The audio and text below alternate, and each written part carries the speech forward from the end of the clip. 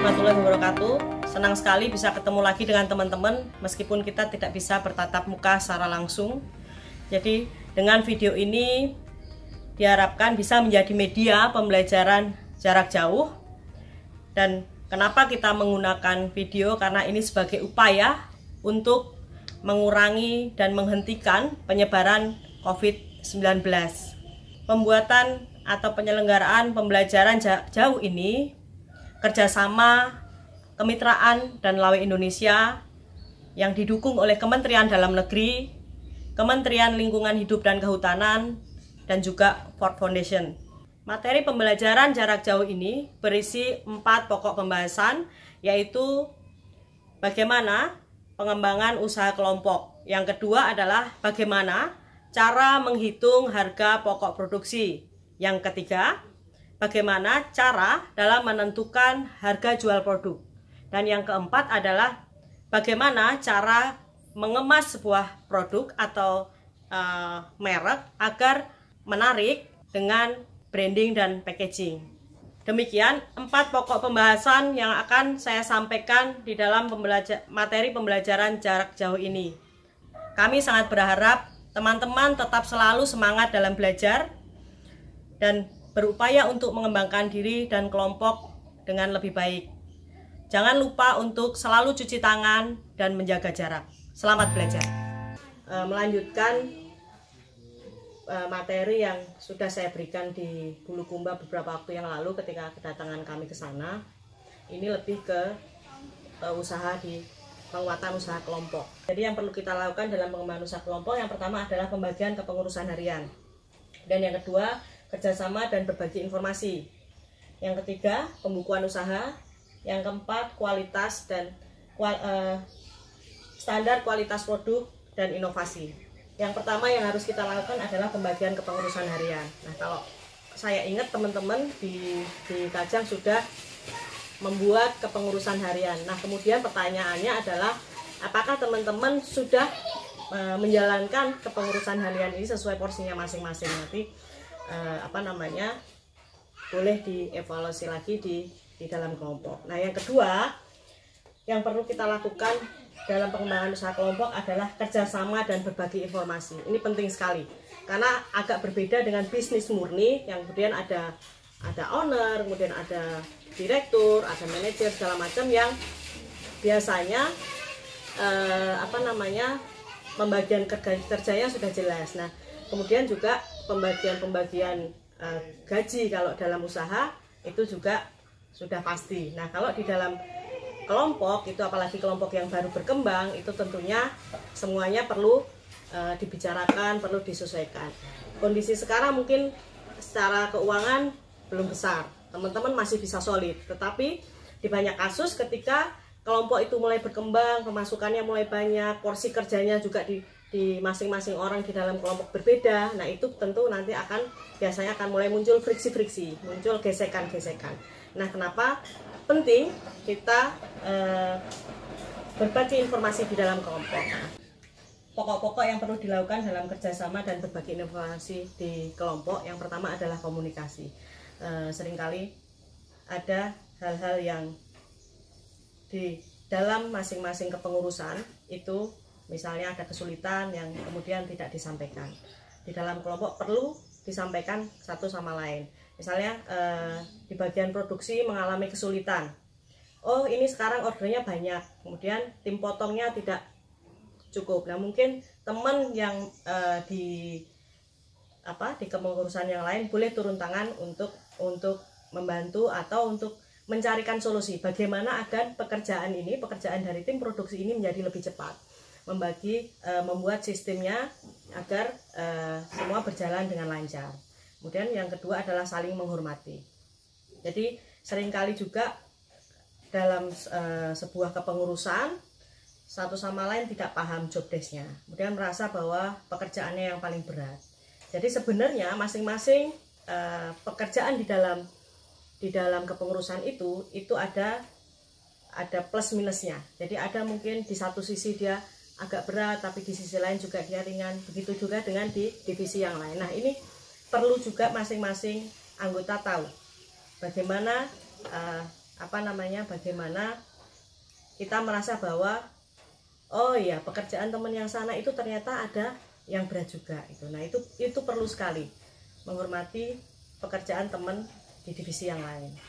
Yang kedua adalah bagaimana kita bisa membangun kepercayaan pada divisi yang lain, kepada pengurusan yang lain. Misalnya, terutama biasanya di bagian keuangan nih, yang seringkali mendapatkan pertanyaan-pertanyaan, ini kenapa uangnya tinggal segini misalnya. Nah, ini harus dibagikan. Kemudian tim yang lain harus percaya. Apalagi, membangun kepercayaan ini terutama kalau misalnya di bagian keuangan ya, kita bikin catatan yang rapi, pertanggungjawabannya jelas seperti itu. Itu bagaimana kepercayaan tidak hanya dibangun berdasarkan imajinasi, tetapi ada bukti realnya. Untuk berbagi informasi ini kita bisa lakukan selain dengan informal di dalam kelompok, kita juga perlu pertemuan formal. Misalnya kita mengadakan pertemuan rutin seminggu sekali. Jadi informasi-informasi di masing-masing divisi di-sharekan di dalam pertemuan itu. Pertemuan sebenarnya juga tidak perlu lama, misalnya seminggu sekali 15 menit itu sudah cukup. Yang penting ada feedback juga dari teman-teman di divisi yang lain. Kemudian teman-teman bisa membuat papan informasi. Jadi papan informasi ini nanti ada dua, misalnya ada bisa di sini ada papan informasi untuk umum, kemudian ada satu lagi papan informasi untuk produksi. Nah, ini jadi nanti dari sini juga ketika misalnya ada informasi yang harus disampaikan tetapi belum bisa melakukan rapat rutin, tim yang lain bisa melihat dari papan-papan ini. Kalau untuk yang papan produksi, jadi selain untuk membagikan informasi, kita juga papan ini bisa dipakai untuk mengetahui pergerakan produksi pada saat itu.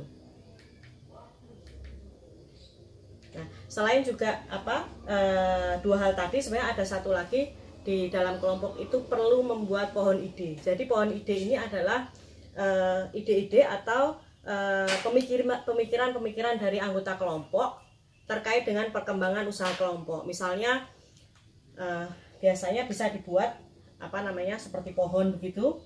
Nah, nanti ide-ide itu bisa dimasukkan, ditempelkan di sini. Ide yang biasanya mudah untuk direalisasikan bisa ditempelkan di bawah. Untuk ide yang agak sulit direalisasikan atau membutuhkan dana yang besar, itu ditempel di atas. Nah, nanti untuk ide-ide yang sudah direalisasikan bisa diambil kemudian ditaruh di keranjang yang realisasi di bagian samping. Nah, bagaimana kita menyampaikan informasi, bagaimana kita berkomunikasi, itu penting sekali untuk membangun sebuah tim yang solid untuk usaha kelompok. Materi berikutnya yaitu pembukaan usaha.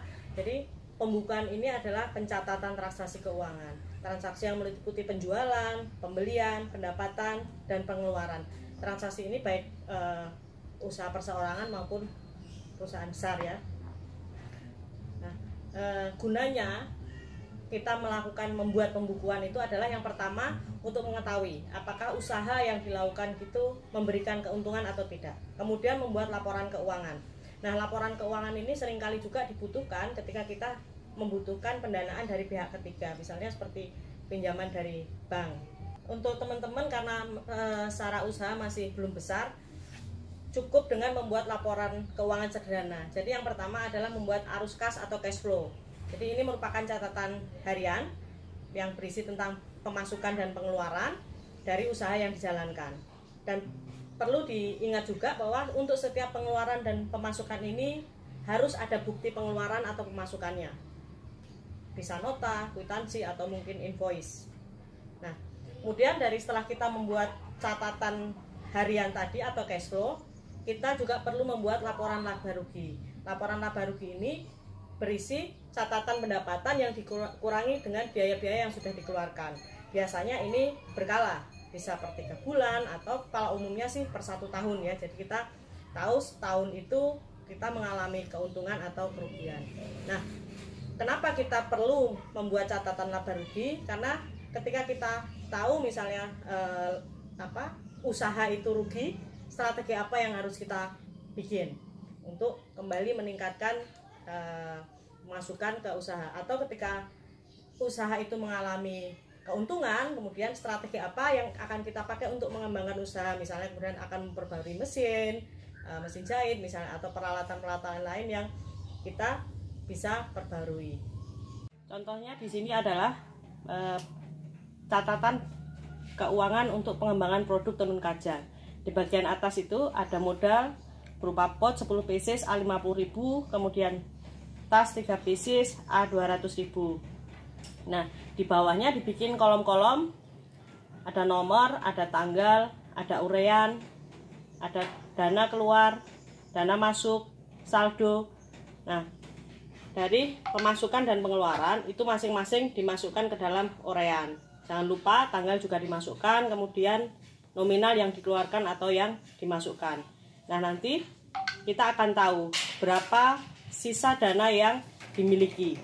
Nah, jangan lupa seperti yang sudah saya sampaikan sebelumnya, untuk mendukung laporan keuangan ini diperlukan bukti-bukti lampiran, baik nota maupun kwitansi.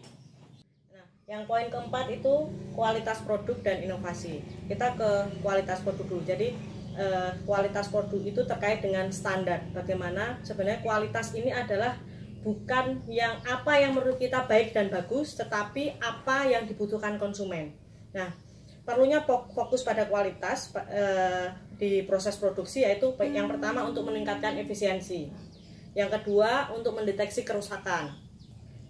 Kerusakan di sini bisa kerusakan alat kerja ya. Kemudian yang ketiga, mencegah cacat produk dan meminimalkan perbaikan. Dan yang perlu diingat adalah memproduksi barang yang cacat atau jelek itu biayanya sama dengan memproduksi barang dengan kualitas bagus. Nah, kemudian biaya akibat produksi dengan kualitas rendah. Ini yang pertama, biaya tidak terlihat, yaitu terlambatnya kirim barang, kemudian semangat kerja yang menurun, kepercayaan pelanggan yang turun, kemudian keuntungan atau penjualan yang berkurang. Sementara ada juga biaya yang terlihat, yaitu bahan yang terbuang, biaya tenaga kerja, kemudian biaya reparasi, kemudian penambahan untuk pembelian bahan baru. Dan karena mungkin barang yang kita bikin jelek itu sayang kalau tidak dijual, akhirnya seringkali terpaksa kita harus menjual dengan harga diskon yang sangat besar, dan ini tentunya akan merugikan sebuah lembaga usaha. Nah, yang perlu kita ketahui bahwa semua orang di dalam sebuah kelompok atau sebuah usaha itu harus mengetahui standar kualitas produk dari pimpinan maupun dari pekerja produksi.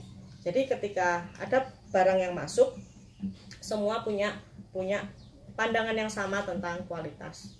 Selanjutnya adalah inovasi. Jadi inovasi produk itu bukan hanya sekedar menjadi sesuatu yang berbeda, tetapi mengenai bagaimana menciptakan produk yang akan disukai pelanggan, dan kemudian juga meningkatkan daya saing produk dengan produk-produk yang lain yang sudah ada.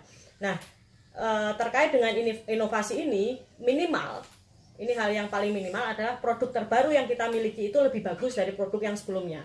Nah, hal ini bisa dilihat dari bentuk atau desainnya, kemudian komposisi warnanya, fungsinya, dan mungkin juga harganya. Nah, sebenarnya inovasi ini memiliki beberapa konsep dasar. Yang pertama yaitu penyederhanaan. Yang di sini dimaksud penyederhanaan adalah menyederhanakan proses sehingga bisa menghemat biaya produksi. Misalnya kalau teman-teman biasanya kalau belanja ke Bulukumba nih butuh waktu 1-2 jam. Biasanya kalau yang beli kainnya cuma 1 meter 2 meter, kemudian karena agar tujuannya untuk lebih berhemat, lebih sederhana, kemudian biar nggak wirawiri begitu. Nah, teman-teman bisa dalam sekali belanja itu membeli lebih banyak bahan seperti itu. Kemudian yang kedua, inovasi dengan menggabungkan. Konsep ini adalah menggabungkan dua proses atau dua produk yang memiliki dua kegunaan yang berbeda menjadi satu produk. Nah, misalnya di contoh ini adalah dompet paspor dan dompet kartu yang masing-masing satu dompet paspor, satu dompet untuk paspor sendiri, kemudian satu dompet untuk kartu sendiri. Nah, di produk yang kedua, di produk inovasinya, itu satu dompet memiliki dua kegunaan. Bisa dipakai untuk menyimpan paspor sekaligus untuk menyimpan kartu-kartu dan kredit card. Kemudian yang ketiga adalah mengintegrasikan atau menyatu padukan. Nah, konsep ini menyatukan beberapa produk hampir sama dengan yang kedua, yaitu menggabungkan tetapi lebih kompleks sehingga nilai tambah produknya semakin besar. Nah, di sini misalnya dalam satu tas yang tadinya hanya berisi satu kantong besar, kemudian di dalam poket yang besar itu kemudian ditambahi satu lini atau satu kompartemen, misalnya untuk showcase laptop, kemudian ada satu kompartemen lagi yang bisa untuk menyimpan botol air, kemudian ada satu kompartemen lagi yang bisa untuk menyimpan kabel, seperti itu. Jadi dalam sekali jalan pembeli bisa langsung mendapatkan banyak manfaat. Kalau yang dicontoh ini adalah yang sebelah kiri, itu adalah pouch yang hanya memiliki satu kompartemen. Jadi kalau dimasukkan semuanya isinya campur aduk di situ. Kemudian yang di sebelah kanan itu adalah pouch dengan kompartemen, ada satu sisipan yang bisa dipakai untuk tempat handphone, yang bagian tengah untuk dompet. Kemudian kompartemen kecil-kecil itu bisa dipakai untuk menyimpan kabel atau headset dan teman-temannya. Nah, kemudian yang keempat adalah konsep mengatur ulang. Ini biasanya dilakukan pada desainnya atau komposisi warnanya atau mungkin kombinasi bahannya, sehingga akan terlihat lebih menarik dari produk yang sebelumnya. Nah, kalau di contoh ini adalah yang sebelah kiri ini hanya diambil polos saja, jadi kain motif tanpa ada aksen apapun. Kemudian yang sebelah kanan setelah ditambahin aksen ada tali yang pakai rempel. Kemudian selain itu juga sebagai aksen, bisa juga sebagai pengaman. Jadi ketika misal kita selipkan bolpen atau pensil itu tidak akan mudah jatuh gitu. Nah, yang kelima konsep dasar inovasi yang kelima adalah menghilangkan. Nah, dengan menghilangkan salah satu bagian atau proses tertentu di produk itu akan menghemat proses pengerjaan, tetapi secara estetik itu tidak mengurangi keindahan atau desain produk itu secara keseluruhan. Jadi tetap produk itu tetap bisa terlihat bagus gitu. Nah, di contoh saya ini misalnya yang sebelah kiri ini ada produk yang dibuatnya dengan cara ditambahin jahitan silang ini. Kemudian ketika jahitan ini dihilangkan, itu akan mengurangi biaya produksinya. Tetapi di sebelah kanan nanti teman-teman lihat tanpa jahitan menyilang ini produk tetap terlihat bagus, dan secara penjualan juga karena ini produknya Lawe dan kami secara penjualan tidak mengalami penurunan.